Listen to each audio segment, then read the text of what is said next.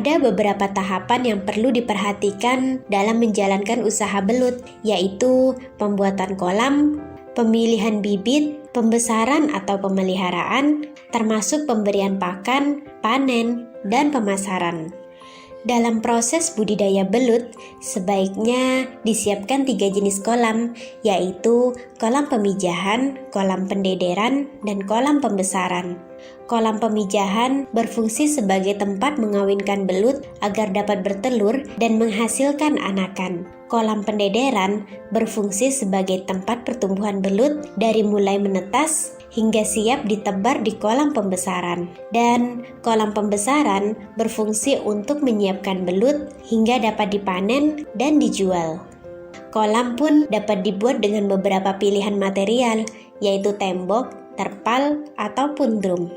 Bahkan, kolam juga dapat dibuat dengan lumpur atau tanpa lumpur.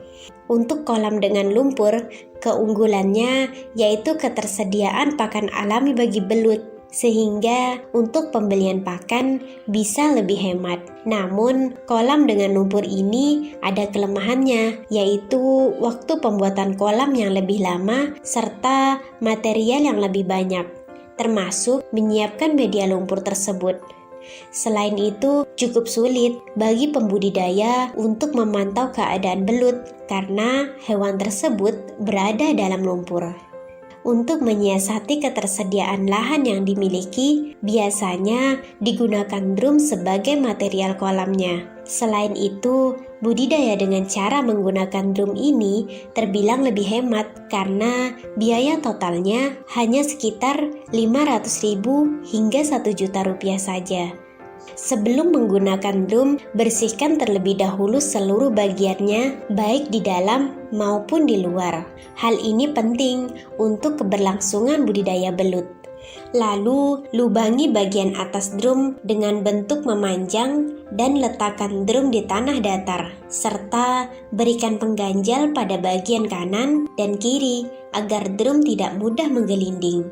Buatlah saluran pembuangan, di mana Anda bisa memanfaatkan bagian bawah drum dan atap untuk melindungi belut dari sengatan matahari. Menyiapkan media tumbuh yang tepat juga menjadi salah satu faktor keberhasilan dalam budidaya ternak belut. Anda bisa menggunakan lumpur kering, pupuk TSP, kompos, serta starter mikroorganisme dengan takaran yang tepat. Langkah-langkah untuk membuat media tumbuh yaitu gunakan jerami dengan ketebalan sekitar 50 cm untuk melapisi bagian dasar drum. Siram starter mikroorganisme sebanyak 1 liter untuk masing-masing drum. Pada lapisan atas, Anda bisa menaburkan lumpur kering dan pupuk TSP sebanyak 5 kg.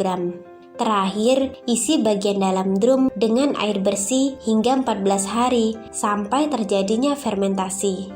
Perlu diingat bahwa belut yang dibudidayakan tidak bisa dimasukkan bersamaan dengan media tumbuh hingga fermentasi terlewati. Kedalaman dari kolam berkisar 1 hingga 1,25 meter dengan ketebalan lumpur sekitar 10 hingga 20 cm. Fungsi dari pupuk kandang adalah untuk menghadirkan pakan alami bagi belut, sedangkan lumpur berfungsi untuk memanipulasi kolam seolah habitat aslinya.